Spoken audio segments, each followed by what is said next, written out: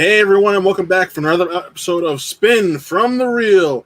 And this is a special little post-match reaction episode because we just got done watching the IG Championship, Literally. Kalinowski versus yes, literally. This started probably 30 seconds after it ended.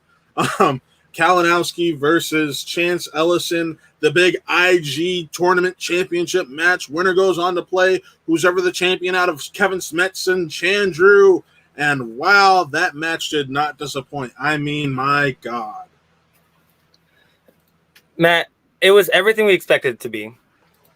I cannot emphasize enough that this was exactly the match I wanted.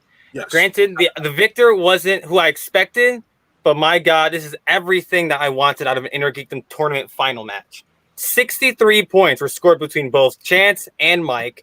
It came down to the final question, a question that was admittedly extremely difficult, but it's everything. And now corruption, they're on vacation, man.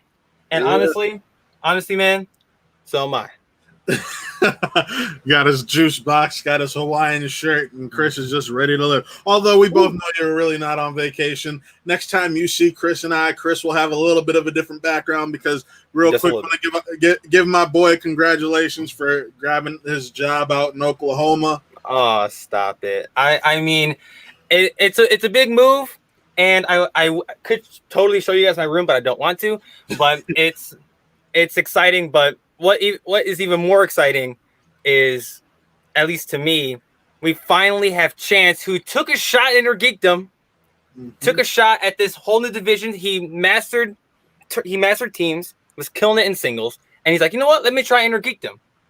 And he's out here beating one of the GOATs, arguably, of the Schmoedown itself, not just of Inner Geekdom, of Mike Kalinowski, in extraordinary fashion. Not only elevating himself, but the entire corruption faction. My God, what a summer for corruption. Yeah, my God. Corruption started from the bottom, literally, and now they're here in second place. And I could not want it any other. I could want it myriad of other ways, honestly, but no. You got to give them their props. They've earned it. It's not like they've been riding the same two players the entire time. Oh wait. Look, I say that success is success. It doesn't matter where it comes from. Corruption's still the name at the top of the banner. Now we're in second place. Corruption's in second place in the faction rankings after this match. Finstock Exchange is at 29 points, and now we got Corruption at 27. So it's anyone's game now. We have the pay-per-view tomorrow with Ethan and Rocha. Points are on the line. Rocha has to win tomorrow. It's just one of those things. Especially before we get to more title matches with whoever faces Merle, and there are more points on the board there. And then we get to the singles tournament, and there's points all over the place with that thing. And points worth more at that. Yes, like now, especially with Christian tweaking the points a little bit. Like they're a bunch, and no one's out of it. Even the usual suspects that are chilling at the bottom at 7 points, they could easily come back in this, especially with the talent that they have. But yeah, like you said, no one's out of it. I mean, especially the Finstock Exchange. Once you look at it, the Finstock Exchange, right off the bat, has 3 chances to make up points before if one match goes if 2 matches go a certain way, or no, if one match goes a certain way. But it's going to be really exciting. I know for the Finstock Exchange to have 4 matches, Ben has to win his number 1 contenders match with Andrew, and then the winner of that has to play whoever is the champion after Merle versus Erwin or Rocha, and that's just going to be a lot of playing and a lot of matches, and I am living for it. But before we start digging into Erwin versus Rocha, I want to talk about this match because this match, there was at one point you thought it was over. I'm not at one point where I was like, I don't know. It's going to go down to how this new round 4, which by the way, this new round 4 is amazing. I am loving it. This is how they need to keep it going forward. The speed round is cool and all, but realistically, this really pushes the competitor. It's not about getting to the button first. It's about what you know within a certain limited amount of time, and I prefer that so much more. It's it's exciting to watch because I know it's halfway impossible to do the old speed round the way everything's set up now over the Streamlabs, StreamYard setup. But now with what they're doing, it's really exciting. I think honestly, the old speed rounds are way more intimidating. Yeah. But I love them both. But this one in particular, well, let's go round by round. So Ellison was up 1 point. It was 8-7 going into the second round. They both had some misses in the first round in regards to the Harry Potter question in regards to who can communicate to snakes, and there were some other misses that Mike had, and Chance missed missed a question that was his dad's name with 300 Rise of the Empire. Yep.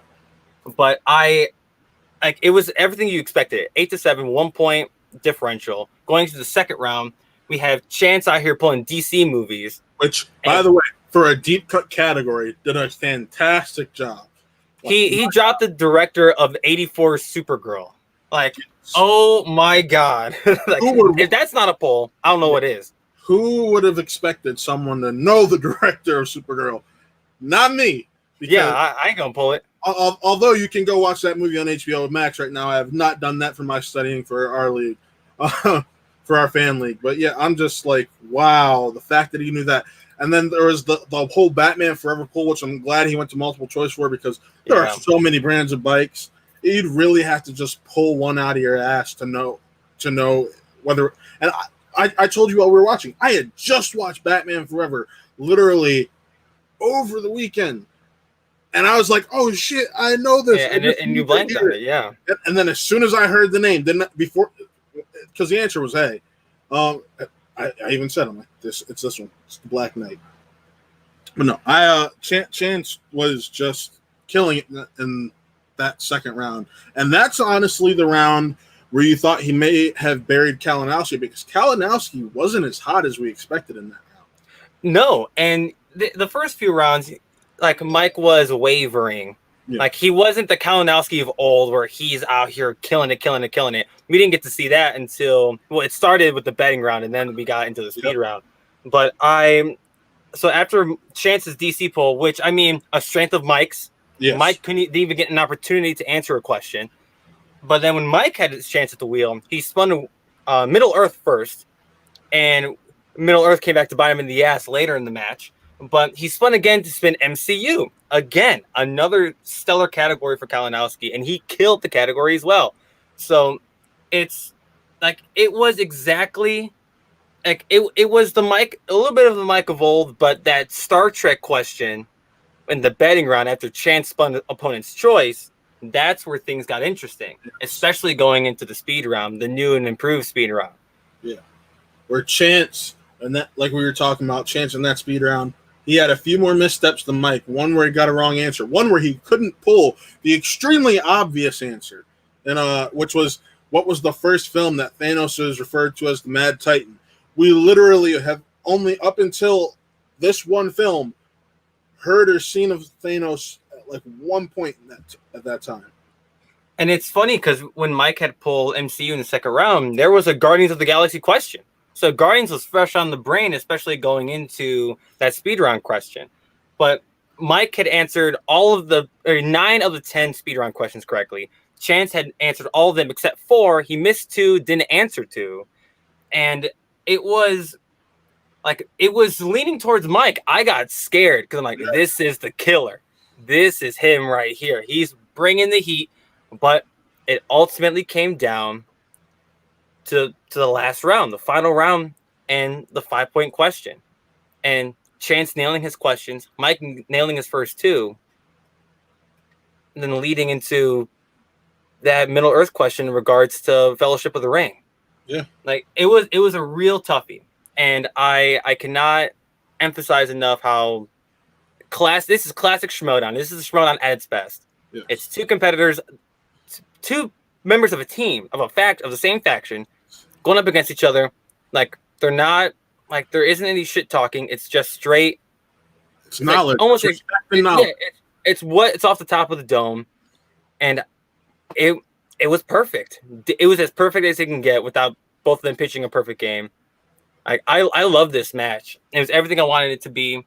And when Mark was interviewing Shannon before the match had even started, he had asked her, like, is this, like, are you looking forward to managing this match? Or, like, is this one of the harder matches you have to manage?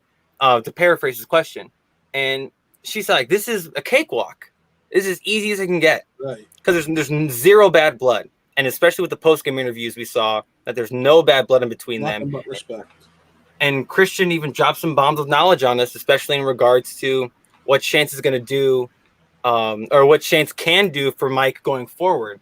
But after that 5-point miss by Mike, Chance was the winner, 33-30. Like, it's one question, and Chance just played a little bit of a better game, and it was fantastic. It's exactly the way I wanted this tournament to end, like on a kick-ass match with two kick-ass Inner Geekdom players. Mike, one of the greatest of all time, and Chance, if he keeps playing the way he does, if he goes on to beat the winner of Chandru and Smets, Lord, like, we might have another guy that's up there that is Rushmore worthy. We're out here talking like Alex Damon. We talked about him on the show last week. Alex Damon's kicking ass, and he kicked ass in Inner Geekdom. Unfortunately, he fell to the killer. But he still had a great showing. And a knockout, mind you, which shocked everyone considering how well Damon had been playing.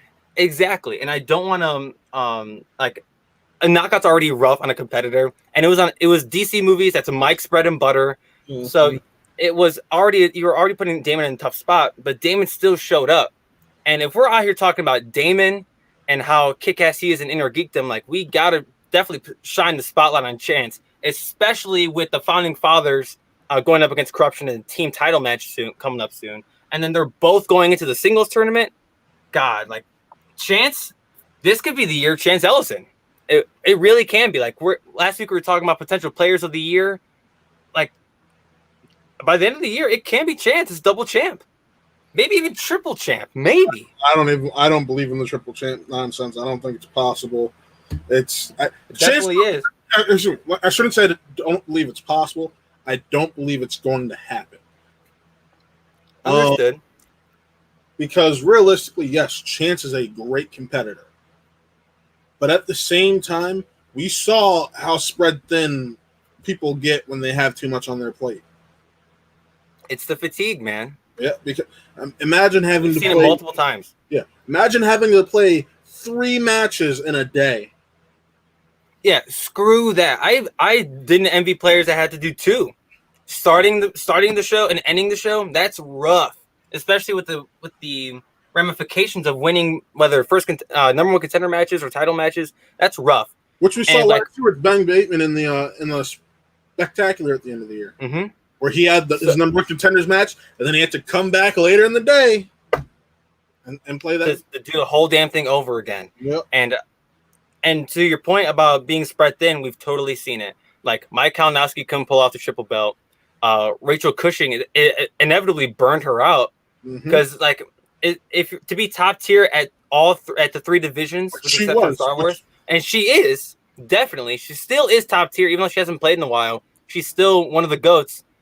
Like, it spreads you thin and it tires you out. Maybe it's different now because you're not under the lights and you're at your house and you're chilling and you're not in front of a crowd, but it's still really, really difficult. And as Christian pointed out, Chance Ellison's he's a young guy, so maybe he can pull it off. Yeah. But maybe the hypothetical lights will get to him at some point.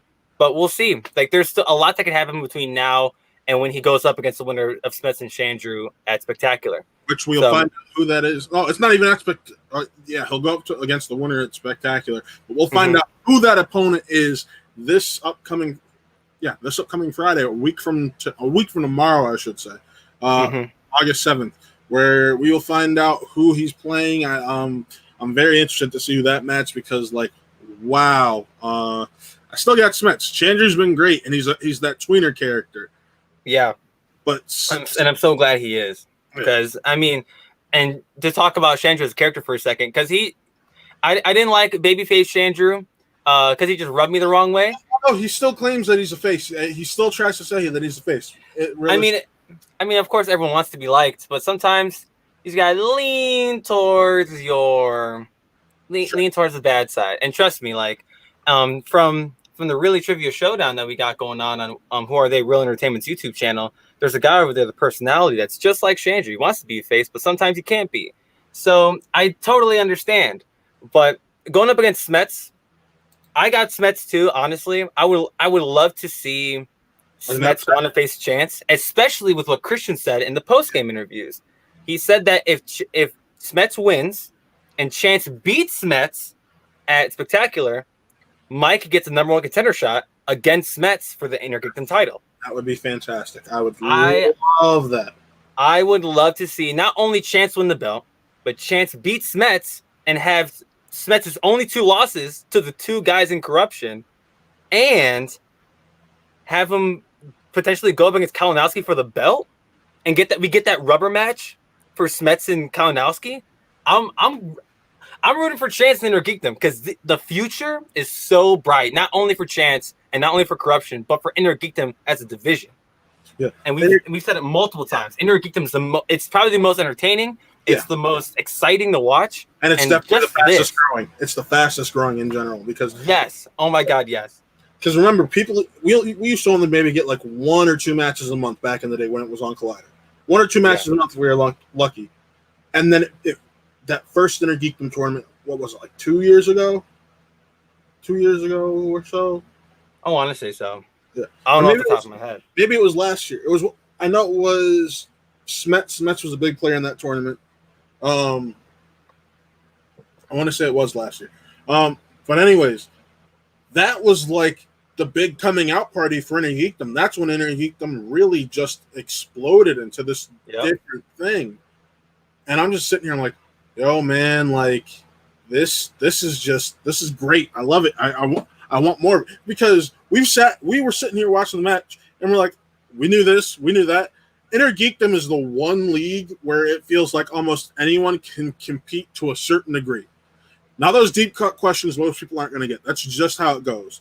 But at the same time, Intergeekdom is the movies that people watch the most nowadays. So they feel more comfortable participating while they watch.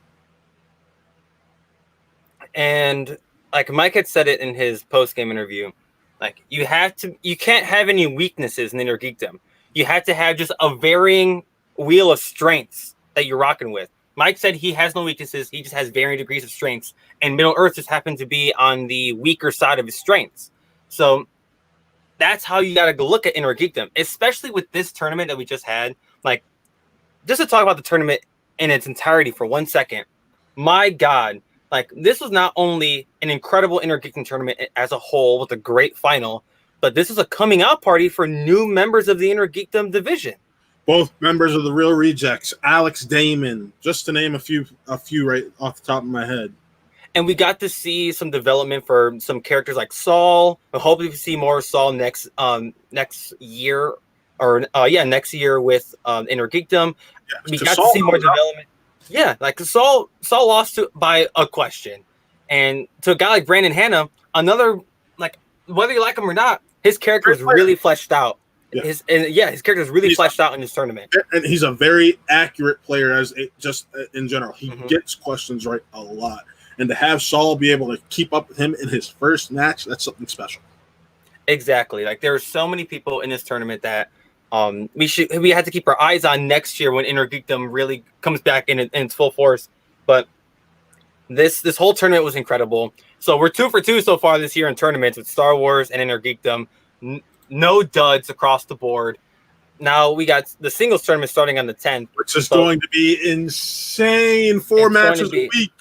It's going to be absolutely crazy. I don't know how the hell we're gonna be ingesting so much Schmoedown on a weekly basis. It's gonna be crazy. Yeah, thank God we're patrons. But I'm so excited to see where the league goes from here, because like I said, Intergeekdom it ended on an extremely high note. And not to mention, we're gonna have 4 live matches from this tournament just this month alone. Something along those lines. It's just ridiculous. They're killing it with this whole with both. They killed it with both tournaments, whether it's on Twitch or just the match quality themselves. we've gotten some gems, and I hope we get to, especially when the year ends, we look back at these and we realize how kick-ass this was, and it doesn't get swept under the rug, especially with the singles and teams tournament yet to come. But oh my God, what a great time to be a fan of the Schmoedown. Like I haven't been this excited for Schmoedown stuff in a very, very long time. Like I am so stoked to see where the league goes from here. Because I remember when we first were talking about starting the show, you're like, I'm behind because of school and everything. Yeah. It's like it's starting off slow. I'm like, just watch, keep going. Yeah, And like I was falling off the wagon, admittedly, but not because I didn't like the product. I just got caught up doing other things. Yeah. But the second I forgot what match it was, the draft. I had to go back and rewatch the draft, get myself reacclimated with everything, and I'm like, you know what? Like this is gonna be really, really cool. And honestly, I think it was Oyama and Rocha that got me back into it because I love these characters. I love the story with Paul Oyama.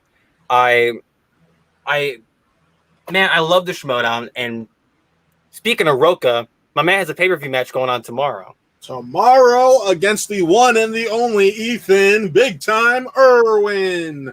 And yeah, it's one of those matches I hate that I have to pick my boy Rocha because it's like I like when factions weren't as big as they are now, and Ethan was still that singular player. Ethan was one of my favorite players to watch. Oh yeah, he's like he just knew. Like he was one of those guys that never studied. He just knew everything off the top of his head. Like it was insane seeing what Ethan can do. But Rocha, and that's a great point you just made because Ben Bateman made a similar point just a couple weeks ago on backstage where he's like, Ethan Erwin is a tier 1 Schmoedown player for what the Schmoedown was 2 years ago. He's like, I don't know where he is now with what the Schmoedown has become. And it's going to be very interesting because if I remember correctly, the match that he had against Snyder, he didn't do fantastic, but he did good enough to get past Snyder. And Snyder had another one of his little flame outs where things didn't go his way. And it wasn't the Ethan of old that we were that came in like a bull through a china shop the first time he entered the league. And I'm really, really excited to see what happens tomorrow. Yeah, I do expect Rocha to come out of this. But it can go either way. It depends on what Ethan we get, honestly.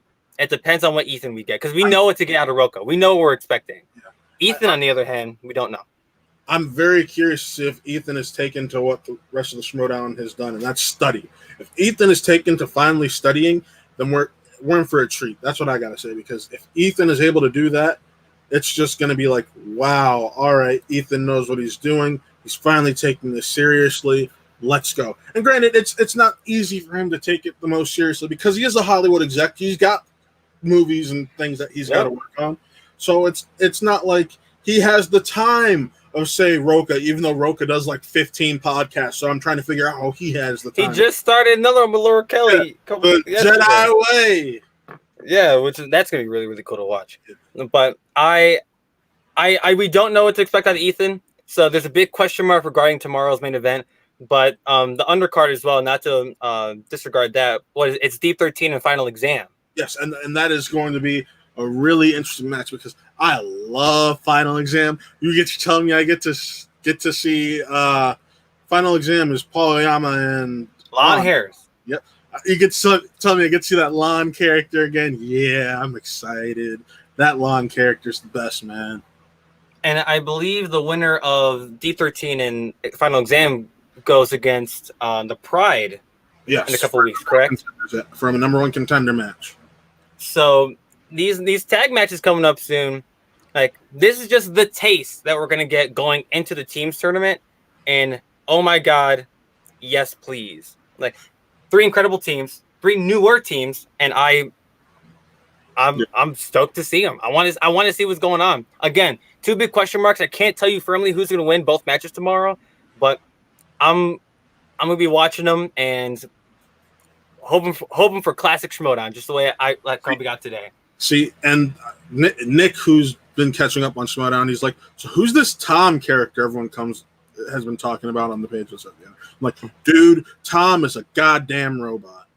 Tom is a dog. On the Schmoedown Clips channel I was watching yesterday, it was Shazam and at the time the Looney Bin and their first round where they had against each other in the teams tournament last year. Mm-hmm. And like Bibiani, who's a first round machine, like the Beast is an animal in regards to the first round. My God, probably one of the best, probably the best first round player of all time. Oh yeah, arguably. And Tom, like he doesn't miss. He had a perfect round as well. He even nailed the bonus question. And the emphasis, like people were shook. And I believe it was Christian and Mark on the table, and Christian's like, "Yo, Tom, perfect round, Tom." And Bibbs is like, "Hey, I got a perfect round too." But Tom was the star of that match, and not to diss the kid or Video Drew because they did incredible as well. Because that first round that they put on the Clips channel is fantastic. And there was challenges, and it was everything that the Schmoedown has become in the last few years. With the character development, the new stars, the new teams, and the challenges, the drama, the incredible play. I loved watching it. And actually, now I think about it, it might have been Ken and Mark. Either way, it was great. And Tom and Paul, two studs, and we're going to see more of them in the singles tournament when the time comes. Yeah. But I'm looking forward to those matches tomorrow. You know, if you can only choose between one of those matches to watch tomorrow, what would it be? Oh man. If Corruption wasn't this close to the Finstock Exchange, I would have said Deep 13 and Final Exam. Because I want to see more of those 4 players. But because of what happened today, now that the Corruption's within 2, Rocha's not only clamoring for a belt, but we got to get them faction points too. Right. Yeah, we gotta get them faction points. And the debate on backstage and all over social media, the Schmoedown social media the last couple weeks is like, oh, like, is it belts or is it points for the faction? It's both. Like, we really got to be looking out, especially now, because Swag, Corruption, and Finstock Exchange are within 10 points of each other. We really need, like, especially before any of these crazy tournaments start playing, like, this is exciting. Those 3 teams, like, they're neck and neck and neck on God. And, like, Rocha, not only does he want the belt, he should probably get them points too, dude. Yeah, I'll bring up this. Especially after today. Literally, this tournament is this match tomorrow is extremely important how the tournament falls going forward. Because if Rocha loses tomorrow, he's either going to be playing against Vinny Mancuso or Adam Collins. It's one or the other. If Erwin loses tomorrow, we know for sure he is playing against Vinny Mancuso, and that means we'll be getting Sabrina Ramirez up top because only one member of the Finstock Exchange will have to go play in the tournament because one at that point in time should be the champion. So, cool. I'm happy with that because I know I said this last week. I want to see Sabrina Ramirez play. That is important. So do I. Because the way that she's been built up, and granted, you go ahead and watch. Is it the meaning of her first cut? First cut. First cut. If you go ahead and watch First Cut, you can see she has real movie knowledge. Even when she's on SEN, you see what her movie knowledge is. I just want to see it in trivia setting. I really do. Mm-hmm. So I'm gonna I'm a ride or die with my man Rocha, the outlaw. I'm gonna be right there on a horse riding next to him. If he falls off the cliff, I'm going with him. that is my favorite player in the Schmoedown. But man, I cannot wait. I am just enthralled. I'm excited. And then honestly, side note, I can't wait for the semifinal match for our fan league this Friday, which drops. Cleek versus Toby. Chris, I know you just came off that loss. How you feeling?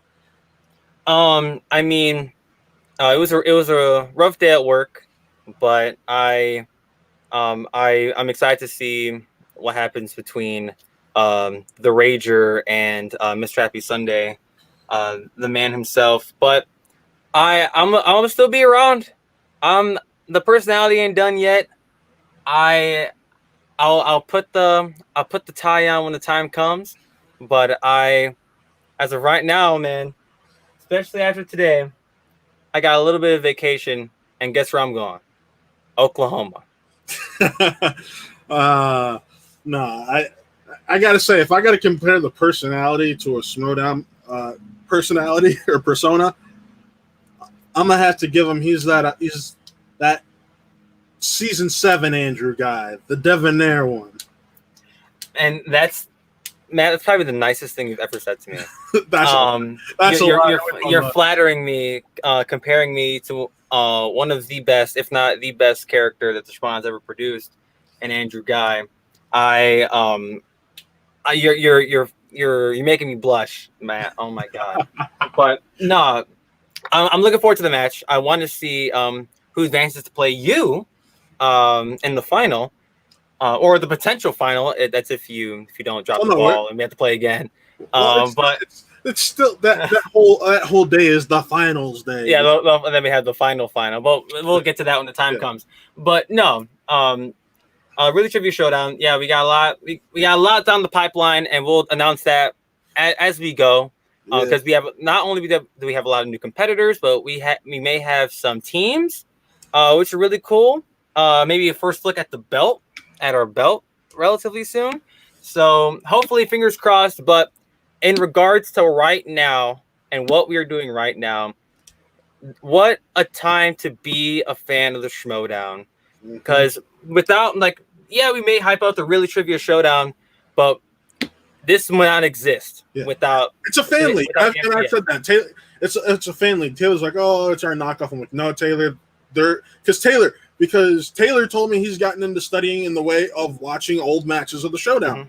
Because he asked me, how do I study? I'm like, I watch old matches. And I mean, it's our homage to the Schmoedown, because without the Schmoedown, this wouldn't be a thing. And we would have never met at Celebration last year. Yeah, you'd be just going to Oklahoma, and I'd just be like, who this motherfucker? Yeah. So it'd be it's our homage to them, and I'll be the first, and we'll be the first two people to show love to Mark and Christian for starting this whole thing up at a pizza shop in Burbank. But I cannot. I'm so excited to see where the league goes. They really picked up the pieces of what COVID left for them, and they're making the most of it. And if I might be talking out of my ass, but this is some really kick-ass shit, and I'm really glad that I shouldn't say I'm really glad, but I'm happy with how they've done everything so far. Because I guarantee the whole season was thrown into a whirlwind. You don't really have too much time to develop characters and storylines. You're depending on match quality every single time. And my God, the last few months of Schmoedown matches have been stellar. I remember season 6 was the Magic season. No, season 7 is the Magic season. This is the real Magic season. The Schmoedown proved to us that no matter what the hell is going on outside with your mask on, hopefully with your mask on, then we can, they could still produce kick-ass content. And they've proven to us that no matter what gets in the way, whether it's in the studio or not, the Schmoedown's going to live. And to the point where in less than a month, we're going to have the guy that directed Clerks against Le Champion of All Elite Wrestling. That's gonna be incredible as well. See, they're right there. Bang. There's so much incredible stuff going on in the Schmoedown. We're out here eager as hell. We were geeking out the whole time we were watching the Inner Geekdom final, the whole tournament, the Star Wars tournament, and then this pay-per-view tomorrow, Rocha, Erwin, Deep 13 final exam, and then going on next week, Winter Faces the Pride, and then Sean Drew and Smets. There's a lot of content in the Schmoedown. And like you said, we're patrons, so we have the luxury of getting some stuff early and getting some exclusive stuff. But oh my God, I'm over the moon as a Schmoedown fan. And whenever all the crazy stuff, the second the country's not on fire anymore, I need to go to a live event. Make Chicago. Christian. If it's in Houston, I can happily go to Houston. I'll anywhere. Be able to now. Yeah, Christian Harloff, you tell me where the hell the first live event is the second the country's not on fire, and I'm there. I'll happily be there. I will try my damnedest to be there. I have 90 some odd hours of vacation time that I have to use. So yeah. Yeah. So I guess if we have to go somewhere, I guess it's got to be live event. Right. No. Chicago, Christian, you know you want that 1,000+ crowd again, man. It's a guarantee. It's a guarantee. You're in the middle of the country. Just do it. And for all those who have not been to a Schmoedown live event, oh my God, it's a whole different atmosphere. It's electric. And when, like, imagine the hype that we're giving the Schmoedown right now. Imagine that times 500 with 1,000 people in the theater. Like, it is absolutely nuts. It's a bunch of Schmoedown marks loving the content, loving the matches, loving the personalities behind it, and it's to quote a popular theory or a popular quote that a lot of wrestlers say, Vince McMahon says, it's good shit. It's good shit. So I'm really like, man, I cannot believe what the hell just happened with Chance and Mike. Just go full circle. This corruption thing, like it was just injected into my bloodstream. Just all of it. Just I'm gonna take it right to the heart, and it's the bomb, man. Yeah. But corruption, they're within two. Rocha, tomorrow the pressure's on. Yeah. Well, you got to give your love. I'm gonna give mine. I do gotta say, without Christian and Mark, I probably would not be where I am in life right now. Them being on Collider and the Schmoes came into my life at a time where I decided to step away from school and everything. And after a couple years watching them, I kind of had a focus of where I wanted to go going forward. I've been back in school. I just got my associates, transferring to a 4-year school this year to get my to start finishing out, get my 4-year. When I was lucky enough to be a call-in on Collider Live, I called in and thanked them. I thanked them in person last year when I got to meet them at Star Wars Celebration after the Episode 9 panel. I do not know where I'd be in life without this stuff, and it means a lot to me, which is why we have a show like Spin from the Real. It's to show love and appreciation and just the pure enjoyment we get out of it. So, yeah. But no, tomorrow's pay-per-view event. Can't wait. Let's go, Rocha. Get this dub. Finstock Exchange all the way, baby. Let's go. We're two fans that love what's being put out at the Movie Trivia Showdown or Schmoedown, and it's exciting, dude. But give me your predictions for both matches tomorrow before we wrap up. I'm gonna go Final Exam. Oh, and this pains me to do it because I would love to see Paul Preston keep playing on, but I'm gonna go Final Exam over Deep 13, and I'm gonna go Rocha over Erwin. I think I'm gonna agree with you on both matches, but ask me again tomorrow how I feel about the tag match. I might tell you Deep 13. Like I'm swaying. I'm on the fence with that one, but I'm leaning towards Final Exam. It's 4 incredible competitors that are going to bring it tomorrow. Here's why I say I'm more willing to trust a Final Exam over a Deep 13. It's the fact that Winston, we've seen, has had his competitors ready for these tournaments. He's had his competitors ready, and Paul Oyama's already had a match to get rust off. These other guys haven't. Yeah, Winston's been a kick-ass manager this year. To a lot of people, the manager of the year, Winston Marshall, has been on fire, and he's coming off of the ace win for the Star Wars tournament and his victories in the Inner Geekdom tournament. Like, now we're going into this tag match, Final Exam. 2 dudes, Lon Harris and Paul Oyama, are none to screw with, and if our show a couple weeks ago proved anything, we have a lot. We're singing the praises of Paul Oyama, so I'm really looking forward to it. I'm leaning towards Final Exam, but I wouldn't be surprised. Like, I'm telling you, ask me again tomorrow. I might say Deep 13, but I'm agreeing with you for right now. I'm agreeing for right now. All right, Chris. Well, we knew this was going to be a short episode anyways because we were doing a instant reaction followed by predictions for tomorrow and everything, and there's not too much that has gone on for us to talk about. We talked about the rise of the corruption. There hasn't really been any other matches besides Inner Geekdom. So, yeah. But signing off, I'm Matt. And I'm the personality, Chris Anthony Lopez. And this was another episode of Spin from the Real. So remember, folks, spin from the real and not the peg.